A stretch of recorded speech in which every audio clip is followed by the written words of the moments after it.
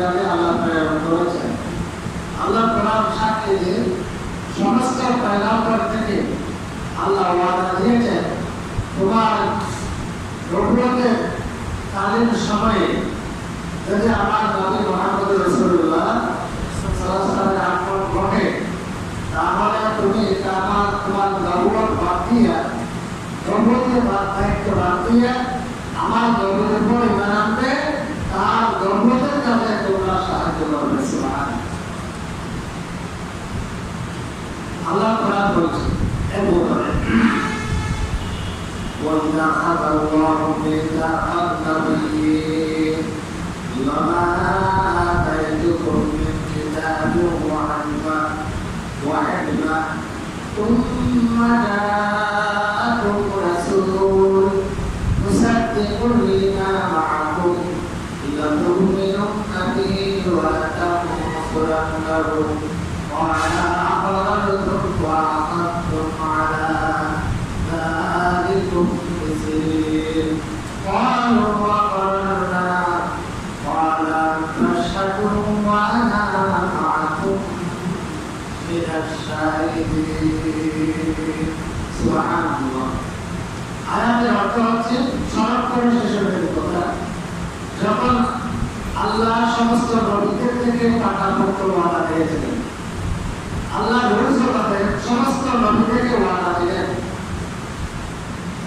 লামা আতাইতুকুম মিন কিতাবিন ওয়া হিকমা, যখন তোমাদের কাছে আমি আল্লাহর পক্ষ থেকে আমার পক্ষ থেকে কিতাব এবং হিকমত দান করবে। সুম্মা জাআকুম রাসূল, অতঃপর আমার রাসূল আসবে, মুসাদ্দিকুন লিমা মাআকুম, রাসূল তোমাদের সামনে যে কিতাব আছে সেই কিতাবকে সত্যায়িত করবে। لَتُؤْمِنُنَّ بِهِ وَلَتَنصُرُنَّهُ, তোমরা ওয়াদা করো আমার সাথে তোমরা তার উপরে মানবে, তার রিসালাতের কাজে তোমরা সাহায্য করবে। আল্লাহ তোমরাকে স্বীকার করলেন, وَأَخَذْتُمْ عَلَىٰ ذَٰلِكُمْ إِصْرِي, আমার এই ওয়াদা তোমরা গ্রহণ করে নেবে। قَالُوا أَقْرَرْنَا, সমস্ত পয়গম্বররা রূপকথা বলেছিলেন, হ্যাঁ আল্লাহ আমরা স্বীকার করলাম, আমরা ওয়াদা করলাম যে আমাদের নবুয়তের সময়ে যদি তোমার শেষ নবী এসে যায় আমরা তার উপর ঈমান আনবো, তার নবুয়তের কাজে তাকে সহযোগিতা করবো। সুবহানাল্লাহ।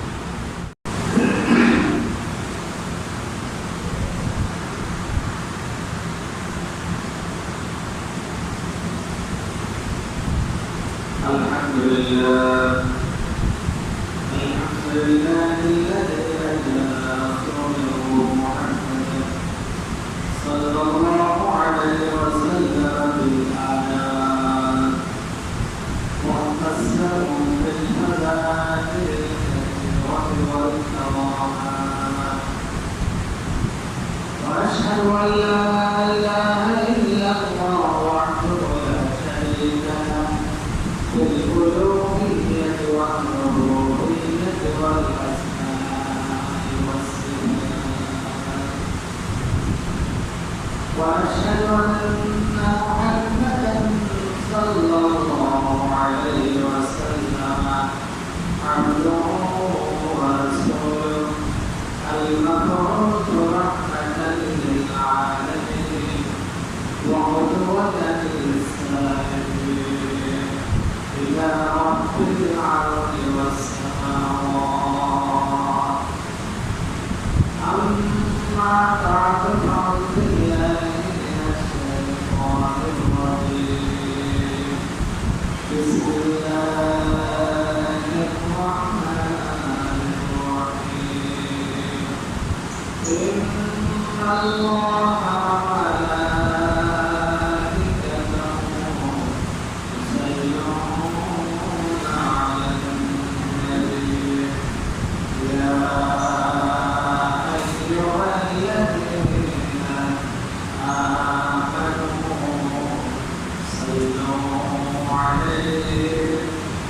وسلموا تسليما.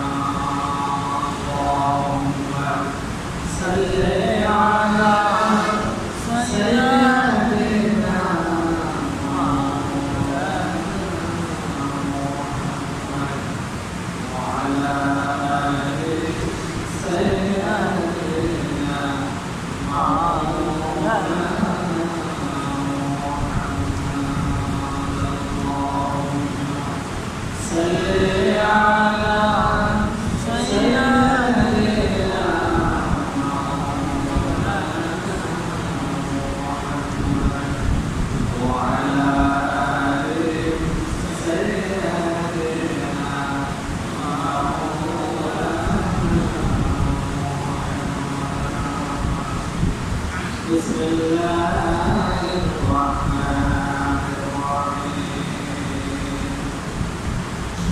لقد من الله على المؤمنين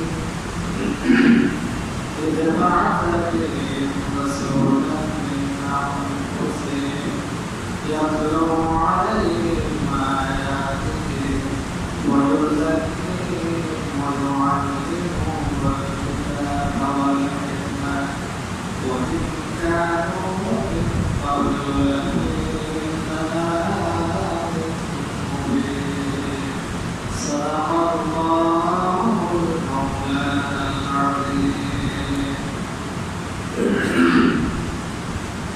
সম্মানিত মুসলিম কিরাম আসসালামু আলাইকুম ওয়া রাহমাতুল্লাহি ওয়া বারাকাতুহু রব্বুল আলামিনের দরবারে আমরা কলমত শুকর আদায় করি পরওয়ারদিগার আলম ওয়া আলিহি সাইয়্যিদুল মুরসালিন শাফিউল মুজনিবিন রাহমাতুল লিল আলামিন খাতামুন নবিয়্যিন মুহাম্মদুর রাসূলুল্লাহ সাল্লাল্লাহু আলাইহি ওয়াসাল্লাম জমকার মাসে দুনিয়ার আন্তর্জাতিক মাসে ইমানে আল্লাহ রাব্বুল আলামিন আমাদেরকে এসে তার জীবনের জীবন তার জীবনে বলা আল্লাহ তৌফিক দিয়েছেন পরে আলহামদুলিল্লাহ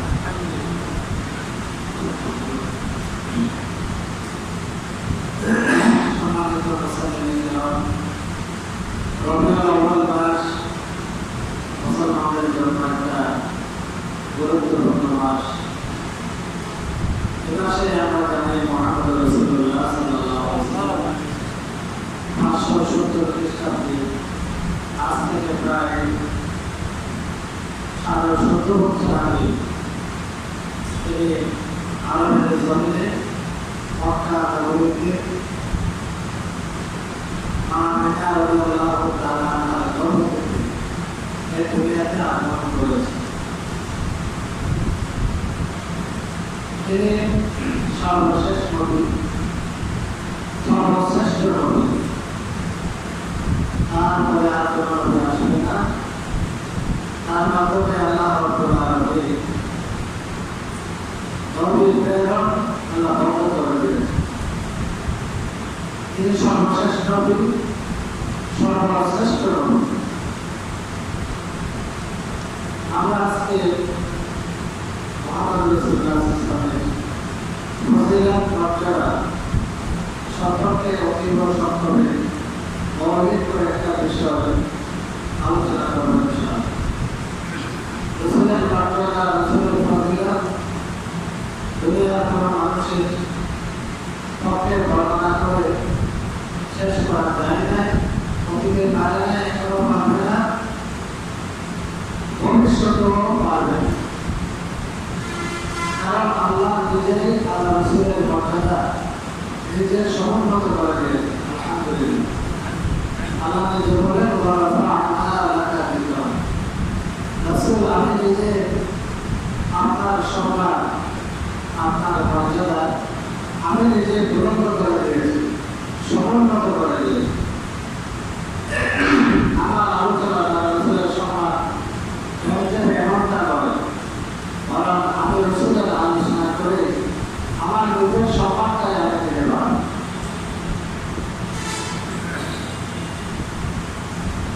যেখানে আল্লাহ আলোচনা সেখানে রাসূলের আলোচনা, যেখানে আল্লাহ নাম ইসলামের সেখানে রাসূলের নাম। কলমার মধ্যে দেখেন লা ইলাহা ইল্লাল্লাহ মুহাম্মাদুর রাসূলুল্লাহ, একদিকে আল্লাহ, একদিকে মুহাম্মদ সাল্লাল্লাহু আলাইহি ওয়াসাল্লাম।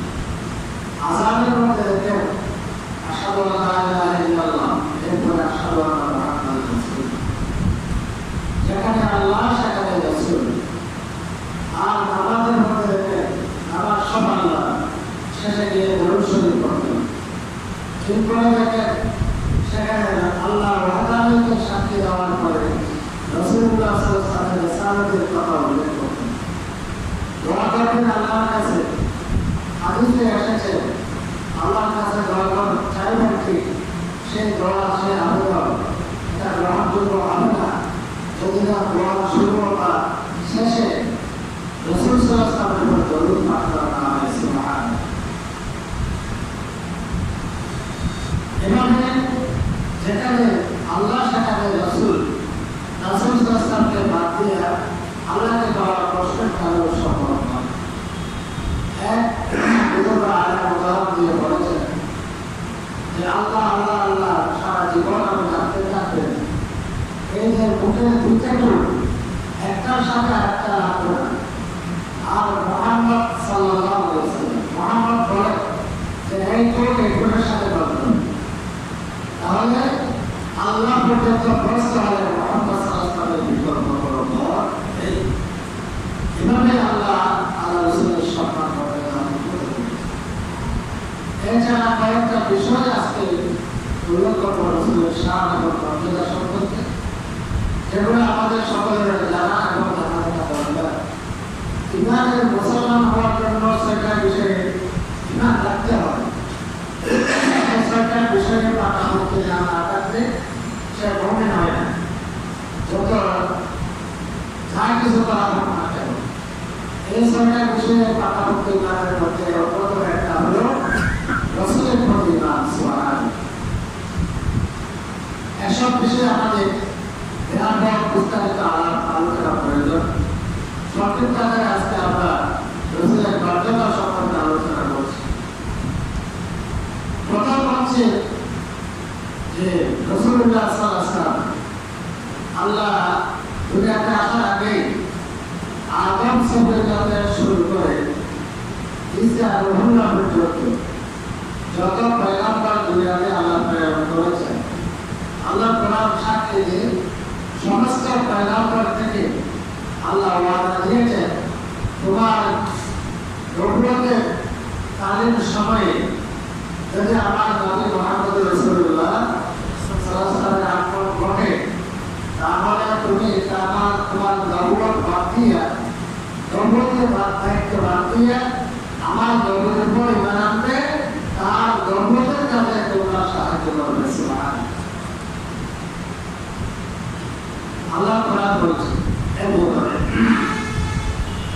وَإِذَا أَخَذَ اللَّهُ مِيثَاقَ النَّبِيِّينَ لَمَا آتَيْتُكُم مِّن كِتَابٍ وَحِكْمَةٍ ثُمَّ جَاءَكُمْ رَسُولٌ مُصَدِّقٌ لِّمَا مَعَكُمْ لَتُؤْمِنُنَّ بِهِ وَلَتَنصُرُنَّهُ قَالَ أَقْرَرْتُمْ وَأَخَذْتُمْ عَلَىٰ ذَٰلِكُمْ إِصْرِي قَالُوا أَقْرَرْنَا قَالَ فَاشْهَدُوا وَأَنَا مَعَكُمْ مِنَ الشَّاهِدِينَ। সুবহানাল্লাহ। আয়াতের অর্থ হচ্ছে স্মরণ করে শেষের কথা, যখন আল্লাহ সমস্ত নবীদের থেকে পাকাপোক্ত ওয়াদা দিয়েছিলেন, আল্লাহ রসুলকে সমস্ত নবীদেরকে ওয়াদা দিলেন, লামা আতাইতুকুম মিন কিতাবিন ওয়া হিকমা, যখন তোমাদের কাছে আমি আল্লাহর পক্ষ থেকে আমার পক্ষ থেকে কিতাব এবং হিকমত দান করবে। সুম্মা জাআকুম রাসূল, অতঃপর আমার রাসূল আসবে, মুসাদ্দিকুন লিমা মাআকুম, যে রাসূল তোমাদের সামনে যে কিতাব আছে সেই কিতাবকে সত্যায়িত করবে। লাতুমিনুন্না বিহি ওয়া লাতানসুরুন্নাহু, তোমরা ওয়াদা করো আমার সাথে, তোমরা তার উপরে আনবে, তার রিসালাতের কাজে তোমরা সাহায্য করবে।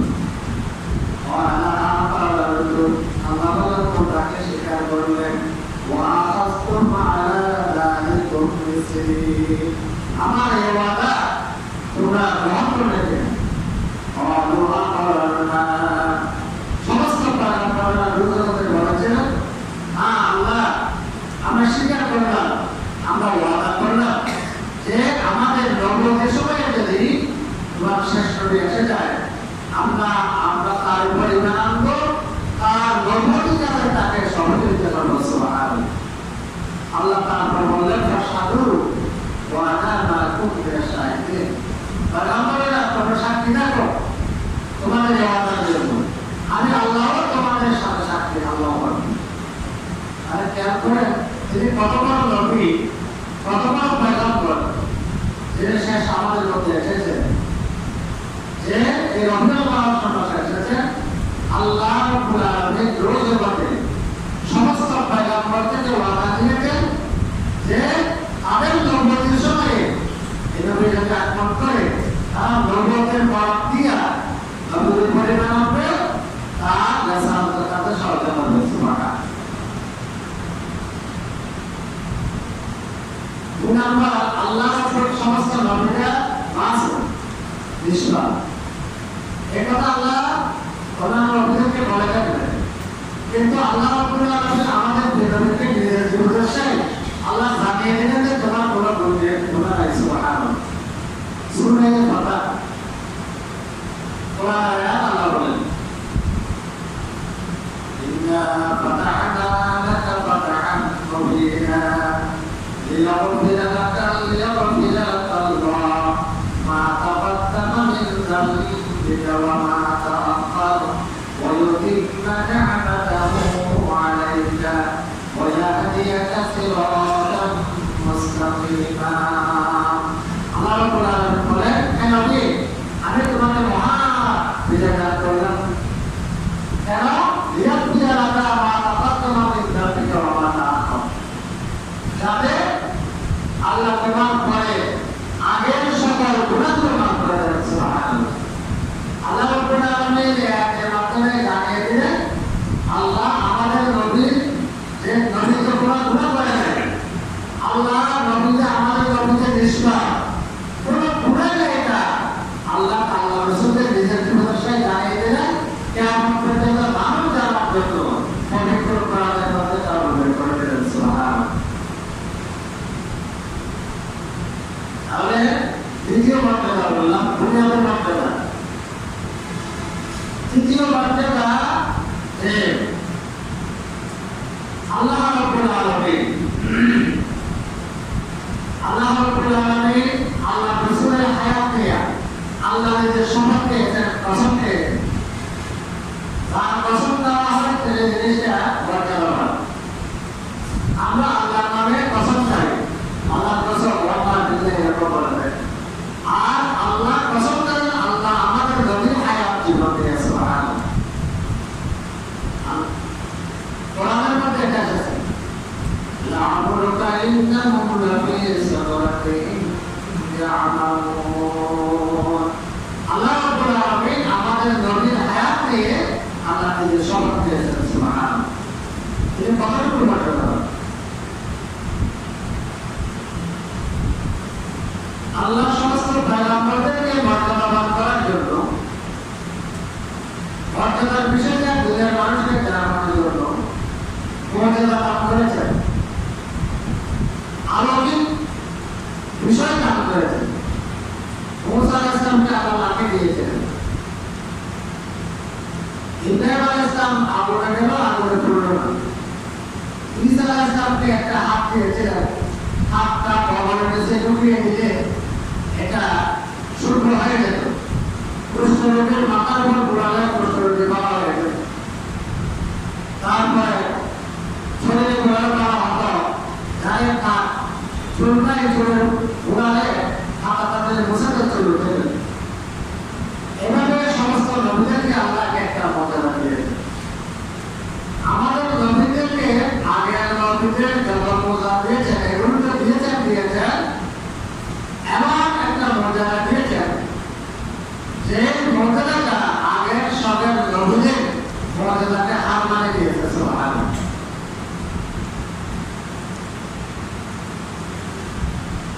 আগের নবীদেরকে আল্লাহ যে মর্যাদা দিয়েছেন, এই মর্যাদা সমূহ একটাও বাকি নেই, এটাও দেখাতে পারবো না। আমাদের নবীও এইরকম মর্যাদা দেখিয়েছিলেন। আঙ্গুলের ইশারা চন্দ্র দুটো দিতে হয়েছিল, আঙ্গুল থেকে পানি বাইরে হয়েছিল, সামান্য খাবার 4-5 জনের খাবার 1700 মানুষ খাওয়ার পরেও অভিজ্ঞতা ছেড়েছিল। এরকম হাত কেটে গেছে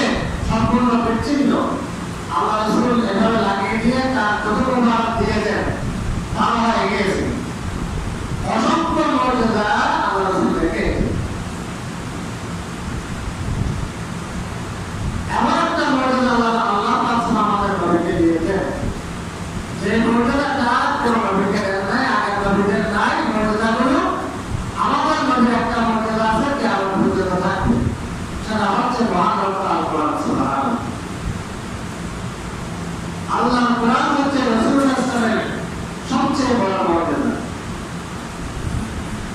আগের কোন আসমানি কিতাব অভিজ্ঞ এখন থাকে, তওরাত পাওয়া যাবে, ইনজিল পাওয়া যাবে, জবুর পাওয়া যায় না। তওরাত ইনজিল যেগুলো বলে এগুলো হচ্ছে বাতিল। আসল তওরাত নাই, তওরাত জবুরের অনুবাদ অনুবাদ অনুবাদ অনুবাদ, কয়েকবার অনুবাদ হয়েছে, ব্যাখ্যা ব্যাখ্যা ব্যাখ্যা ব্যাখ্যা। কিন্তু কোরআনের কারীম এটা এমন কিতাব যে যদি ১৭০০ বছর আগে ৫৫ বছর আগে যে কোরআন নাযিল হয়েছিল সেই কোরআন এখনো আছে কিয়ামত পর্যন্ত। সুবহানাল্লাহ।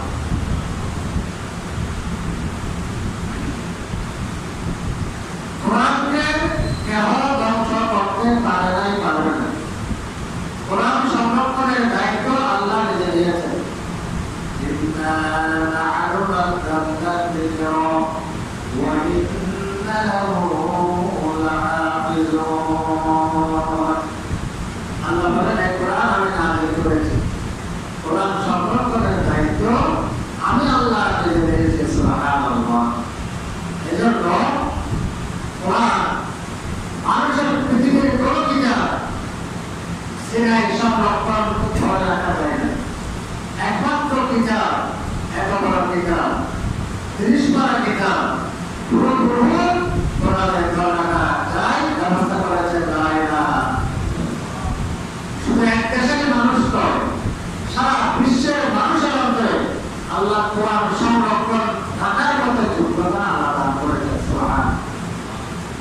এত মহামানুষের পৃথিবীতে আছে, অনেকগুলো বই দেখেছে, এখন কেউ বলতে পারবে অভিজ্ঞ একটা লাই বছর ২ বছর পরে আছে, একজনও বলতে পারবে। ১ বছর রেখেছে, ২ বছর পরে এক পড়ে গিয়েছে, তার নিজের থেকে ওরকম একটা সেন্টেন্স তার সাথে যোগ করে দিয়ে আমার পড়া শুরু করে দিয়েছে।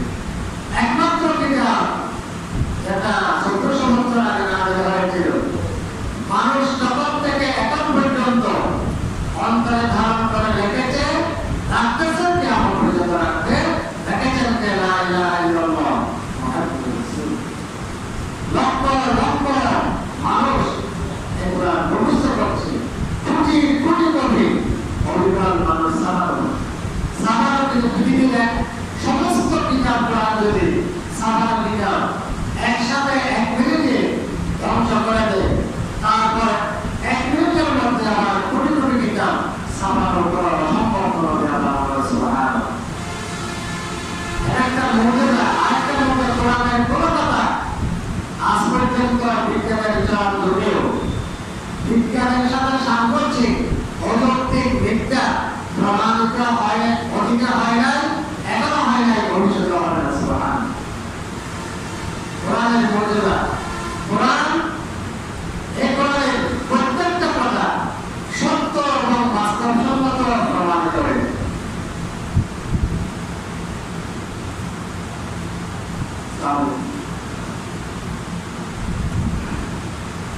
সত্য এবং বাস্তবসম্মত প্রমাণিত হয়েছে। আলহামদুলিল্লাহ। আল্লাহ রাব্বুল আলামিন, আল্লাহ নবীর মর্যাদা সম্পর্কে আমরা আলোচনা করছিলাম যে আল্লাহ নবীর মর্যাদা হচ্ছে আল্লাহ রাব্বুল আলামিন আল্লাহ নবীকে যে একটা মর্যাদা দিয়েছে, এমন একটা মর্যাদা দিয়েছে যে মর্যাদাটা আগের কিয়ামত এখনো আছে, অবিকল কিয়ামত পর্যন্ত থাকবে। আর আগের নবীদের যে মর্যাদা দেওয়া হয়েছিল সেই মর্যাদা নবীরা চলে যাওয়ার পর মর্যাদা শেষ হয়ে গিয়েছে। আর নবীকে দেওয়া মর্যাদা এখনো যে মর্যাদা, একটা মর্যাদা যে অন্যতম মর্যাদা, আসল মর্যাদা কোরআনে কারীম, এটা এখনো আছে কিয়ামত পর্যন্ত। আলহামদুলিল্লাহ। এরপর রাসূলুল্লাহ সাল্লাল্লাহু আলাইহি ওয়াসাল্লামের অন্যতম সম্মান মর্যাদা হচ্ছে অনন্য মর্যাদা। আগের নবীদের ইবাদত করার জন্য তাদের নির্দিষ্ট ইবাদতগাহ, মসজিদ, উপাসনালয় ছাড়া কোথাও উপাসনা ইবাদত করার কোনো অনুমতি ছিল না। বাড়িতে, দোকানে, রাস্তাঘাটে এবং মাঠে, জমিনে ইবাদত করার কোনো সুযোগ ছিল না। ইবাদতের সময় হয়েছে, নামাজের সময় হয়েছে, ইবাদত আদায় করার জন্য ওই নির্দিষ্ট স্থানে উপাসনালয়ে চলে আসতে হবে। আর আমাদের নবীর সম্মান জুআইলাত লিয়াল আরদু মাসজিদা, যে আল্লাহ রাব্বুল আলামিন আমার জন্য সারা পৃথিবীকে মসজিদ বানিয়ে দিয়েছেন। সুবহানাল্লাহ। যেখানে নামাজ ওয়াক্ত হবে আপনি সেখানে নামাজ পড়তে পারবেন। হ্যাঁ, এটা আমাদের পারিভাষিক মসজিদ, যেটা সম্মান মর্যাদা সবাইকে কাছে পাওয়া, কিন্তু আপনার নামাজ হয়ে যাবে। মসজিদে নামাজ পড়লে 27 গুণ সওয়াব বেশি। আপনি যদি বাইরে যে ওখানে নামাজ পড়েন, নামাজ হবে না এমনটা নয়। এই ব্যবস্থাটা করেছেন আমাদের নবী মুহাম্মদ রাসূলুল্লাহ সাল্লাল্লাহু আলাইহি ওয়াসাল্লামের সম্মান এভাবে আল্লাহ অনেক কিছু করেছে। অনেক এই সম্মান করেছিল দুনিয়ার সম্মান, অনন্ত সম্মান, যে মর্যাদা আল্লাহ আমাদের নবী ছাড়া আগের কোনো নবীকে দান করেন না। আখিরাতের দিক থেকে আল্লাহ, পরকালের দিক থেকে আল্লাহ আমাদের নবীকে স্পেশাল কিছু সম্মানের ব্যবস্থা করেছে, যেগুলো যে মর্যাদাগুলো আগের কোনো নবীর জন্য প্রযোজ্য হয়। কয়েকটা মৌলিক, কয়েকটা হচ্ছে এই দুনিয়াটা আমরা জানি ধ্বংস হয়ে যাবে, যে কোনো এক সময় ধ্বংস হয়ে যাবে। কুল্লু মান আলাইহা ফান ওয়া ইয়াবকা ওয়াজহু রাব্বিকা যুল জালালি ওয়াল ইকরাম। এই দুনিয়াটা সম্পূর্ণ ধ্বংস হয়ে যাবে, আল্লাহ ছাড়া কিছু থাকবে না, কেউ থাকবে না। আমার নির্দিষ্ট সময়ের পরে ওয়ানফিকা বিসুর ঈসা আলাইহিস সালাম সেটাই ফুট দিবেন, আবার সবাই জীবিত হবে। ঈসা আলাইহিস সালামের তৃতীয় ফুটকালের পর সর্বপ্রথম তিনি কবর থেকে উঠবেন।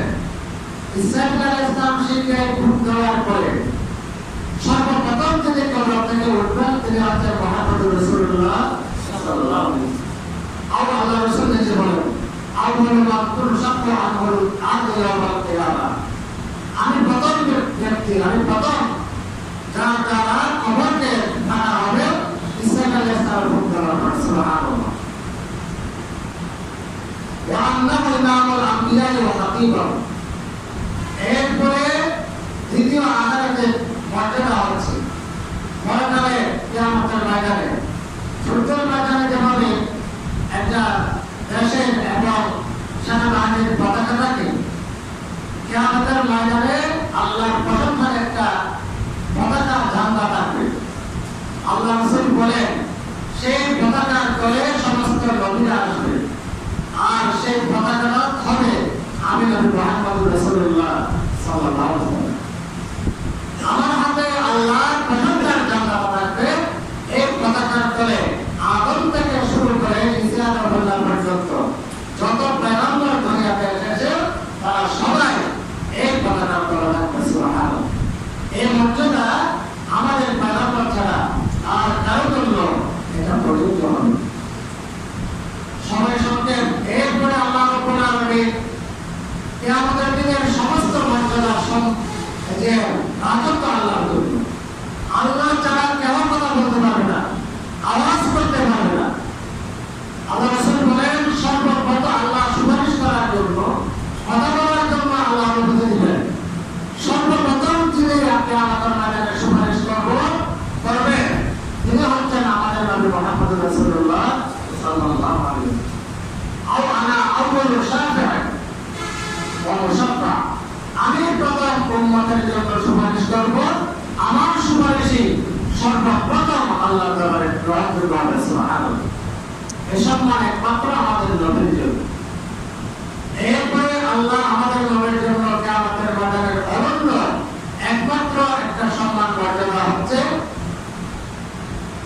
হিসাব নিকাশের পরে জান্নাত দোজখের ফয়সালা হওয়ার পর আল্লাহ রাসূল বলেন, সর্বপ্রথম জান্নাতে যাব আমি মুহাম্মদ রাসূলুল্লাহ সাল্লাল্লাহু আলাইহি ওয়াসাল্লাম। আনা আউয়ালু মান ইয়াকরাউ বাবুল জান্নাহ। আমি প্রথম ব্যক্তি, যে প্রথম আমি বেহেশতের দ্বার নাড়ব, আমি প্রথম জান্নাতে যাব। সুবহানাল্লাহ। এই সম্মানগুলো একমাত্র আমাদের নবীর জন্য। আরো নবীর সম্মান মর্যাদা যেগুলো সম্মান নবীদের জন্য প্রযোজ্য। এমন একজন নবী আমাদের রাসূল আমাদেরকে আহ্বান করেছে, সে নবীর উম্মত আল্লাহ আমাদেরকে করেছে। এই জন্য আমরা মহান আল্লাহর শুকরিয়া আদায় করি। সকলে আলহামদুলিল্লাহ। আল্লাহ তুমি আমাদের তোমার নবীর মহব্বত এবং ভালোবাসা এই আমাদের অন্তরটাকে ভরপুর করে দাও। সকল বলে আমি তোমার